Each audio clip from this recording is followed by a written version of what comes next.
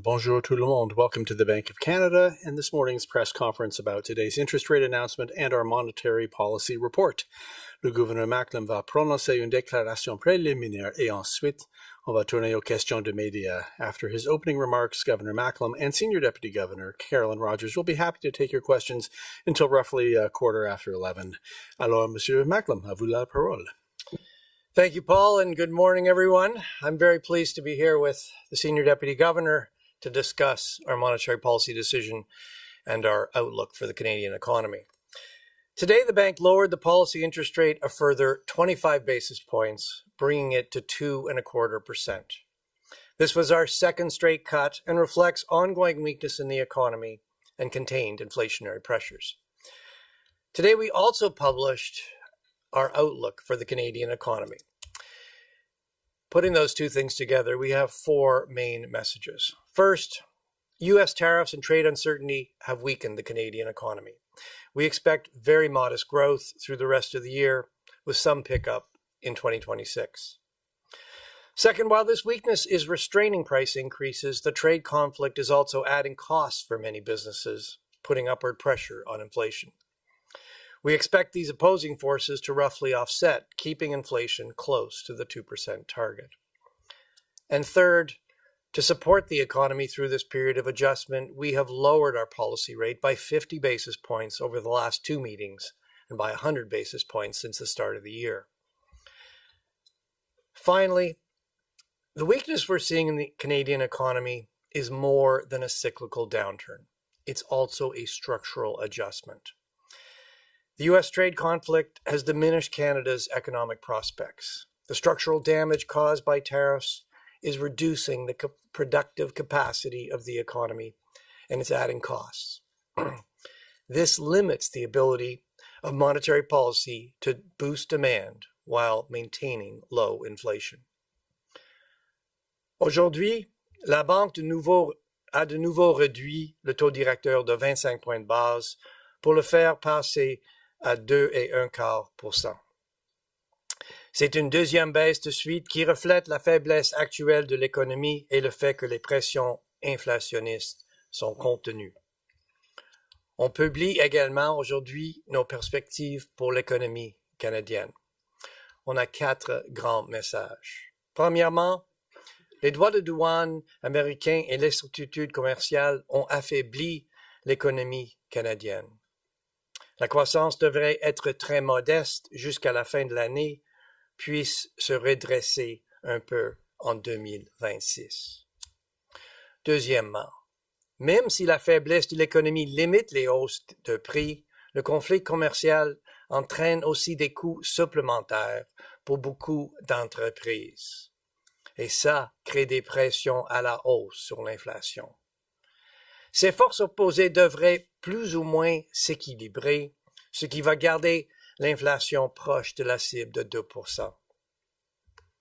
Et troisièmement, pour soutenir l'économie durant cette période d'ajustement, on a réduit le taux directeur de 50 points de base avec nos deux dernières décisions. Au total, c'est 100 points de base depuis le début de l'année. Enfin, la faiblesse qu'on observe dans l'économie canadienne est plus qu'un ralentissement cyclique. C'est aussi une transition structurelle. Le conflit commercial avec les États-Unis a affaibli les perspectives économiques du Canada. Les dommages structurels causés par les droits de douane réduisent notre capacité de production et amènent des coûts supplémentaires. Ça limite la capacité de la politique monétaire à stimuler la demande tout en maintenant l'inflation à un niveau bas. For the first time since January and the start of the trade conflict, the bank is publishing a baseline outlook for economic growth and inflation rather than alternative scenarios. It's now been more than 6 months since we have been living with U.S. tariffs. And while U.S. trade policy remains unpredictable, its impacts are becoming clearer. So let me expand on what we're seeing in the economy and how that played into our deliberations. While the global economy has been resilient to the rise in U.S. tariffs and increased uncertainty, the impacts are becoming more evident. Trade relationships are being reconfigured, and uncertainty is dampening investment in many countries. In Canada, the impacts of U.S. trade policy are already clearly evident. GDP contracted 1.6% in the second quarter as tariffs and uncertainty reduced exports and business investment. U.S. trade actions are having severe effects on targeted sectors including autos, steel, aluminum, and lumber. At the same time, household spending was resilient in the second quarter with strong consumer spending and a pickup in residential investment. The labor market is soft. Employment gains in September followed 2 months of sizable losses. Job losses have been concentrated in trade-sensitive sectors, and hiring has been weak across the economy. The unemployment rate remained at 7.1% in September, and wage growth has slowed. In the second half of this year, GDP growth is expected to resume, but remain weak, averaging only 0.75%. It should then pick up on a quarterly basis in 2026 as exports and investment recover to average about 1.5% in 2027. This implies excess supply is only taken up gradually. Even as growth recovers, the entire path for GDP growth is lower than before the shift in U.S. trade policy. By the end of 2026, the level of GDP is about 1.5% lower than forecast in January. About half this downward revision reflects lost capacity as a result of the trade disruption. The other half is due to weaker demand. CPI inflation was 2.4% in September, slightly higher than the bank had anticipated. The bank's preferred measures of core inflation have been sticky around 3%, but upward momentum has dissipated. Looking at a broader range of indicators, underlying inflation looks to be around 2.5%. The bank expects inflationary pressures to ease in the months ahead and CPI to remain near 2% over the projection horizon. If the economy evolves roughly in line with the outlook in this monetary policy report, Governing Council sees the current policy rate at about the right level to keep inflation close to 2%, while helping the economy adjust through this period of structural change. We will be assessing incoming data carefully relative to the bank's outlook. U.S. trade policy remains unpredictable, as events over the weekend reminded us. There continues to be considerable uncertainty both about U.S. tariffs and their impacts. The range of possible outcomes is wider than usual. We need to be humble about our forecasts. If the outlook changes, we are prepared to respond. Les entreprises et les ménages canadiens ressentent les conséquences de la montée du protectionnisme américain. C'est difficile, et l'incertitude actuelle aggrave les choses. Depuis des mois, on insiste pour dire que la politique monétaire ne peut pas réparer les dommages causés par les droits de douane. Les frictions commerciales accrues avec les États-Unis vont entraîner pour notre économie une perte d'efficience, des coûts plus élevés et des revenus plus bas. La politique monétaire peut aider l'économie à s'ajuster tant que l'inflation est bien maîtrisée. Mais elle ne peut pas remettre l'économie sur la même trajectoire qu'avant les mesures tarifaires. La priorité de la Banque est de préserver la confiance des Canadiennes et Canadiens dans la stabilité des prix pendant cette période de bouleversements mondiaux. Canadian businesses and households are feeling the consequences of increased U.S. protectionism. It is difficult, and the ongoing uncertainty is making it more difficult. For many months, we've been stressing that monetary policy cannot undo the damage caused by tariffs.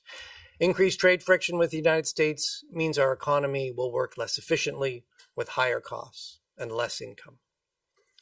Monetary policy can help the economy adjust as long as inflation is well controlled, but it cannot restore the economy to its pre-tariff path.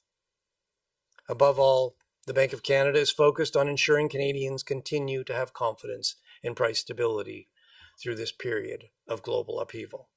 And with that, the Senior Deputy Governor and I would be very pleased to take your questions. Thank you. Thank you, Governor. Okay, we will go to questions now. We're starting with the reporters here in Ottawa at the bank, and then we'll go to those who have joined remotely.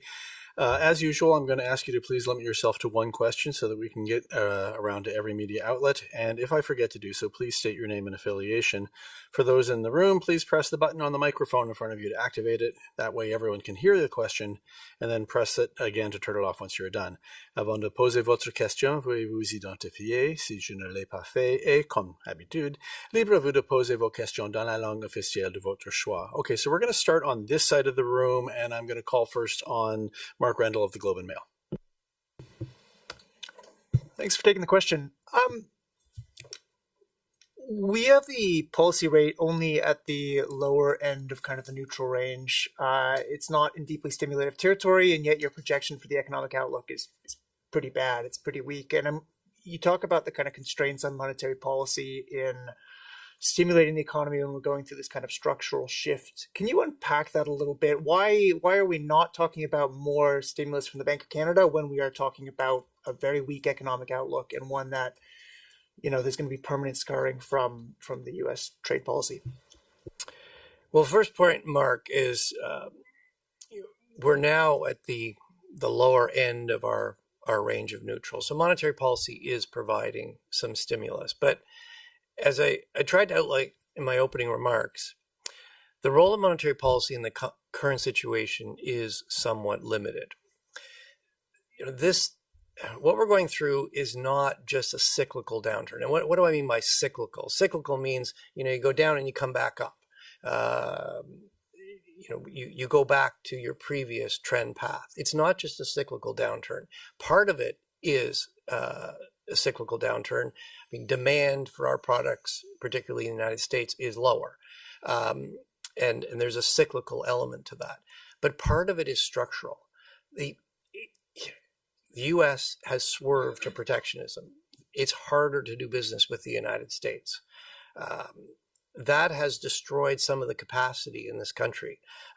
It's also adding costs. Businesses are looking for new markets. They're reconfiguring their supply chains. That adds costs. So, you know, the fact that this is partly structural and the fact that it's adding costs limits the ability of, or limits the role of monetary policy in boosting demand while keeping inflation low. So, I mean, just to sort of unpack that a little bit more for you, you know, what can monetary policy do? Well, first of all, you know, monetary policy, let me start with what it can't do. I mean, monetary policy can't target specific sectors. It can't target the hard-hit sectors, aluminum, steel, autos. It can't help companies find new markets. It can't help companies reconfigure their supply chains. What it can do is it can try to mitigate the spillovers from the hard-hit sectors to the rest of the economy. And it can try and help the economy adjust to this structural change. But its role is limited because, as I said, this is more than a cyclical downturn. It's a structural change. There are added costs that limits how much we can boost demand and keep inflation well controlled. Okay, I'm going to go now to Jordan Gowling from the Financial Post, please. Are you signaling that your job is done today? And is it now in the hands of fiscal authorities to help households and businesses further adjust to this, what you call structural transition in the economy? And I know you like to stay in your lane, but is there anything you're looking at in terms of what fiscal policy should deliver next week? You're right. I do like to stay in my lane, and I will stay in my lane. But let me just get back to the first part. Look, our job is never done. The economy is always evolving. There is a lot of uncertainty out there. And, you know, if we needed a reminder over the the last weekend, we got one with President Trump's most recent comments. There's a lot of uncertainty about U.S. trade policy. There's still a fair amount of uncertainty about what is the impact of U.S. tariffs on the Canadian economy? How does this structural change play out? So what all that means is, yes, we've published an outlook today, but there is a wider than usual range of outcomes around that outlook. What we're going to be doing is we're going to be assessing incoming data relative to this outlook that we have published. And look, if the outlook changes, materially, we're prepared to respond. But yes, our message today is that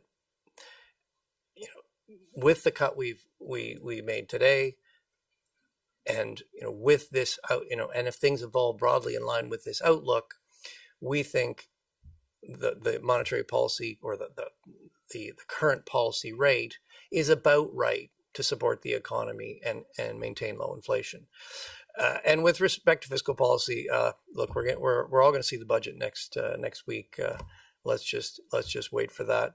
As we always do, we will take on board the new fiscal outlook in our projections. It's going to be less about every specific measures, more about the add up, how it fits together, and what the implications are for both demand and supply in the economy. But let's see the budget first before we get to that. Greg Quinn for Market News. Good morning. I wanted to ask about the listing of the Canadian dollar as part of the upside risks to the inflation outlook, and come back again to the idea that in past downturns, the Canadian dollar was seen as a shock absorber. It would tumble, help exports, but also change the inflation outlook. I mean, this NPR raises the assumed value of the dollar by a couple cents. I know there's a lot going on the side of the U.S. dollar, but the questions around the Canada-U.S. exchange rate, are they becoming more permanent in trying to figure out the Canadian dollar's role as a historical shock absorber?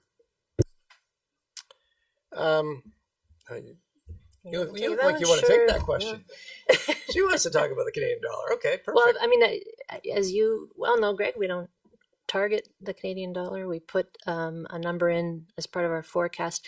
I mean, in the type of shock we're dealing with, a trade shock, the Canadian dollar is a key factor. It's a key input to how we think about what's going on in the economy. It's still playing its shock absorber role. I mean, the things that are moving the Canadian dollar are the same things that always do. So there's the price of oil, there's expectations around monetary policy, and then there's just sort of the sentiment around global risk. Some of those correlations have been a bit less tight than they've been historically, but basically the Canadian dollar is behaving the way it usually does and the way it's meant to inside of our monetary policy framework. So not much more to say than that. Okay, sticking on this side of the room. Let's go to John McFarland from Yahoo Finance, please. Hi, good morning. You've noted that household spending has been resilient so far, even as exports and investment have weakened. But the NPR projects consumption growth to slow quite a bit in the next 2 years. So I want to know how you're thinking about what's going to drive that deceleration and where you get confidence that it's going to fade when it's been holding up. Well, if it's stronger than we forecast, great. But consumption growth was particularly strong in the second quarter, and we also saw a pickup in residential investment. Looking forward, we do expect some ongoing resilience in consumption and housing. We do expect consumption to continue to grow. We expect some modest recovery in housing, and that is an important factor. That we don't have a lot of growth in the forecast. Growth's modest, particularly in the near term, before picking up next year. But the economy, we do have growth, and it's really consumption that the biggest part of GDP that is underpinning that. Growth is very weak in the near term because of exports and investment. You start to see growth pick up next year and in 2027 as exports and business investment start to recover. So, I mean, what's underpinning consumption growth? Well, we've seen some further easing in financial conditions. We've lowered interest rates a further 50 basis points. That will, those factors will provide some support from consumption growth. But there's also some drags on consumption growth. Uncertainty is elevated. Hopefully, things become clearer and that takes down the level of uncertainty facing households and businesses. The other factor is, the unemployment rate at 7.1% is certainly above normal. People, particularly in affected sectors, are feeling uncertainty about their jobs. When you're uncertain about your job, you're much more cautious about your spending. So those are some factors that are likely to weigh on consumption. So we don't think consumption is going to stay as strong as it was in the second quarter. We do think it's going to be resilient. It's going to be a source of growth, but we expect the pace of consumption growth to moderate. The other factor I should have mentioned is population growth is pretty low in the forecast. So if you've got less new consumers in the economy, you're going to get less consumption growth. Just a detail to add to all of the points the governor just made. We also saw consumption starting to draw a bit on savings. So that would suggest it's likely to slow too. Right? So. Okay, we'll go to Annie Bergeron-Oliver from CTV, please. Hi, thanks for taking our questions. Given the close trading relationship that we have with the United States, what do you see as the most concerning long-term impact of Trump's trade policies? And also, what is your message to struggling businesses and job seekers about how bleak the economic forecast is? Well, maybe we'll tag team on this one, but look, I think the reality is.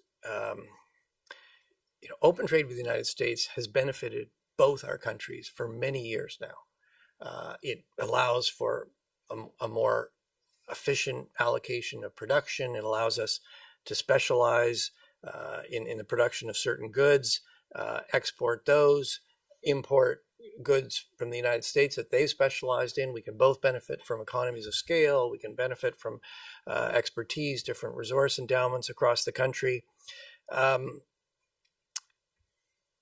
Increased trade friction with the United States means all that works less efficiently. And unfortunately, what that means is that unless something else changes, our incomes will be lower than they otherwise would have been. They'll grow, but they'll grow along a low. This was the old path. Now there's a new path, which is below the old path. There are things the country can do to try to bend that curve up. But those aren't things monetary policy can do. These are more structural changes. I mean, fundamentally, as a senior deputy governor has hammered many times, we need to get our productivity growth up. And if we can do that as a country, we can bend that curve up. So, I mean, I think what's most concerning is that unless we change some other things, our standard of living as a country, Canadians, is going to be lower than it otherwise would have been.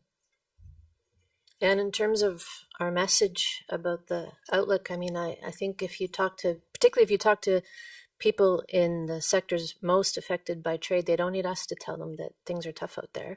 But what we can tell them is we're going to do our job. We're going to support the economy and the transition as much as we can, but we're going to make sure that we don't add an inflation problem to a trade problem. Okay, let's go to the other side of the room now, and I'll call on Pramit Mukherjee from Reuters, please. Governor, you have said that if the outlook materially changes, then you will respond. In your view, what is a material change? How will you define this material change? Well, how about this? I'll tell you when we see one. Look, I think one of the benefits of getting back to an outlook, we still have those scenarios, and they're still useful given the amount of uncertainty there is out there. But one of the advantages of getting back to a base case outlook is we can now assess the incoming data relative to that outlook. And what do I mean by material? It's not a 1 month of data that shows some shift. You need to see some accumulation of evidence that you're coming in, below that forecast or above that forecast enough that it actually changes your outlook of the future. If something comes up a little above, but we think it's just going to come back roughly to the forecast, that's not a material change. But if the outlook really changes, yes, we're certainly prepared to respond. I hope our message is fairly clear today that with this cut and based on this outlook, we think the current policy rate is about right, but we recognize there's a lot of uncertainty out there, and if things, if the outlook changes, yeah, we're prepared to respond.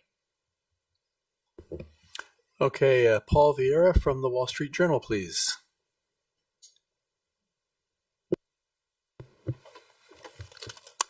Governor, was the intent to signal that policy rate is at the right level because among senior officials there remain concerns about upside risks to inflation as fueled by tariffs and the change in the global economic backdrop?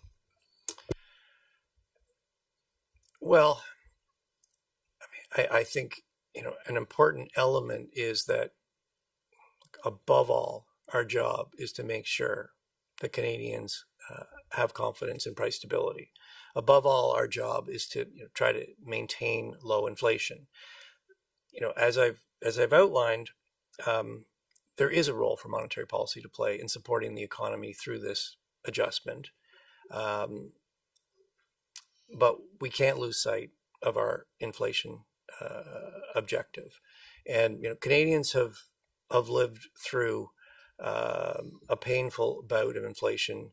Cost of living still very much in the minds of most Canadians. It's really important that the Bank of Canada is a source of confidence. It's a source of confidence in the value of money.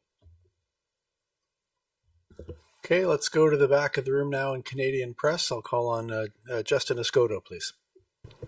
Thanks for taking questions. The NPR mentions the unclear nature of how AI will affect the Canadian economy. Do you think that a further investment in AI could offset the hit from U.S. tariffs? And do you think AI has that potential, or is it too early to tell? I doubt we said it was unfair in the NPR. It doesn't sound like something we would say, but... Unclear, sorry. Oh, unclear. Oh, okay, unclear, sorry. Yes, well, look, AI does have great potential to improve productivity and raise standards of living. Over history, we've seen a series of very important sometimes called general purpose technologies, computers, the internet, and they have, they've been fundamental in creating new products, changing the way people do business, and those have been instrumental in raising the standard of living of Canadians and frankly people around the world. And AI, I think you look at it, it is sort of the next one of these potential general purpose technologies. It has great potential. At the same time,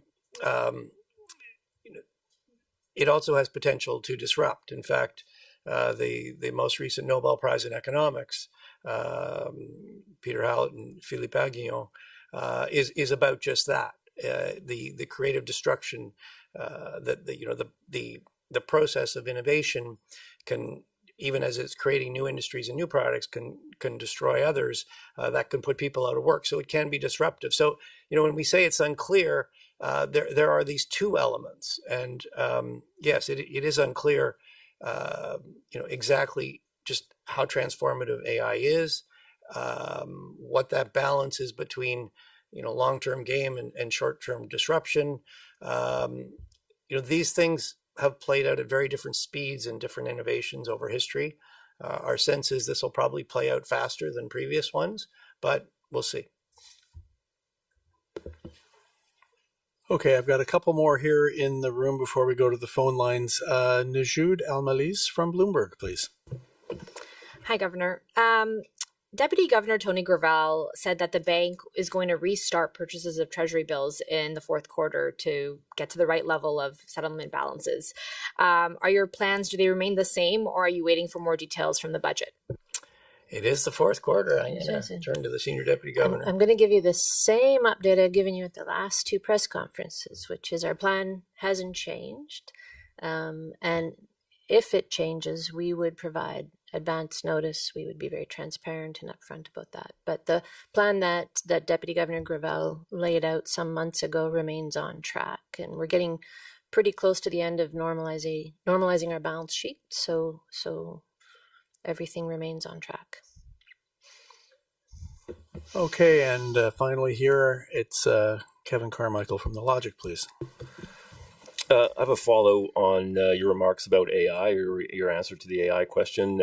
You'll know as well that general purpose technologies also tend to align with terrible stock market crashes.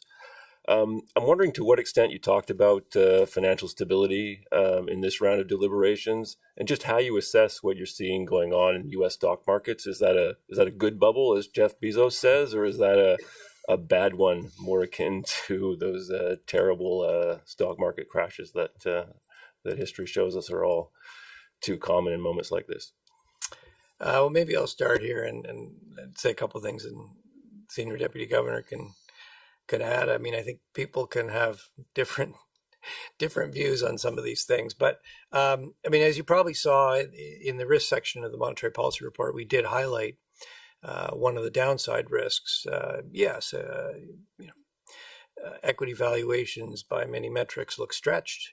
The AI boom is in full flight, and there are great expectations for that to pay off.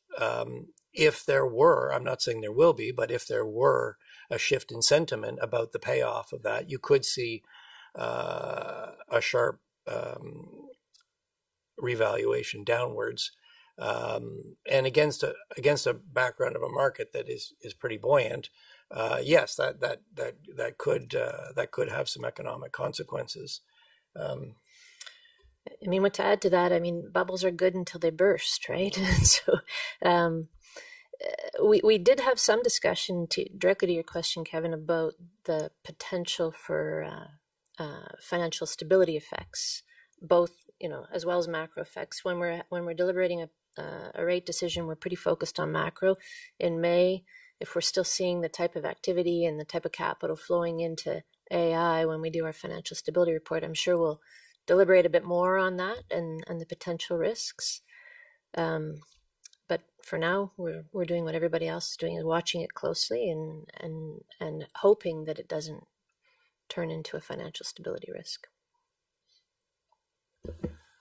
Okay, and I've got two folks now on the line. I'm going to call first on Rob McLister from Mortgage Logic News, please. Good morning. With respect specifically to housing activity, do your models provide any indication of whether a 25 basis point cut is enough to offset the impact of the trade shock and slowing population growth? Or in other words, is there any meaningful risk that cutting rates today could reinvigorate real estate and cause inflation to remain stickier for longer? If I understand your question right, Rob, I think we don't specifically model what a rate cut is likely to do directly on housing activity. I mean, we always look at housing activity as part of the overall economy in every rate decision. I mean, I think the difficult thing about the housing market in Canada right now is there's a lot of regional disparity. I mean, if you look at the big urban centers, Vancouver and Toronto, you're seeing pretty soft activity and some steeper declines, but of course those are on much higher price increases. And you still see pretty acute affordability challenges in those markets. If you move into the prairies, you see a bit more momentum. Housing starts are a bit healthier. Price declines aren't as big there. And then as you go east, you've got even a more balanced market and even a bit of price uptick in the Atlantic provinces. So it's a really diverse housing market right now. There's some more acute challenges in the Toronto area, in the condo market. So we do see some pickup in housing activity in the forecast. You'll see it's in the NPR we published today, but we'll watch it closely. And we will take one final question, and that will be from Anna Pereira of the Toronto Star. Hello, good morning. My question has two parts. So does the Bank of Canada still think that Canada will avoid a recession in 2025? And the second part, I see that you're forecasting some growth in 2026. Where is that growth coming from? Is it from potentially increased government spending or consumer spending or something else? So with respect to recession, the second quarter was negative. Negative economy contracted 1.6% in the second quarter. Our outlook has growth resuming, but certainly in the second half of this year, we expect that growth to be very modest. Specifically, we're monitoring only half a percentage point of growth, 0.5% in Q3 and 1% in Q4. So certainly, for Q3, it's positive, but it's pretty close to zero. And when you're forecasting a small positive, you can't rule out that there could be a small negative. So yes, we could get two negative quarters. That's not our forecast. We're forecasting modest growth, but we could get a couple of negative quarters. I guess what I would emphasize is, look, whether it's Q3, Q4, small positives, small negatives, they're not going to feel very good. This is pretty modest growth, even in our forecast. And the other thing I would stress, though, is that what we're not forecasting is a sharp downdraft in the Canadian economy with a big rise in the unemployment rate, which is what is typical of recessions. But if you're just looking at sort of the quarterly growth profile, our own forecast is positive but very modest in the near term, and then picking up. So what is supporting growth, and why do we think it will pick up? So consumption and housing actually have been pretty resilient. They were actually quite strong in the second quarter in terms of growth rates. We think consumption growth will moderate for a number of reasons: uncertainty about jobs, lower population growth.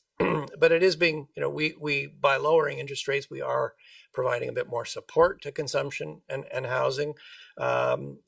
So we expect that they will continue to contribute to growth. Government spending is also contributing to growth in our forecast. That will also help support growth. What's weak in the near term is exports and business investment, and that's why growth is so weak through the second half of this year. Coming into next year, they start to recover, although their path is permanently lower. But they do start to recover, and with that, GDP growth picks up in 2026 and 2027. And that will conclude today's press conference. So thank you, Governor, Senior Deputy Governor. Thanks all of you for joining us. We'll see you next time. Go Jays. Go Jays. Yes, go Jays. Thank you all.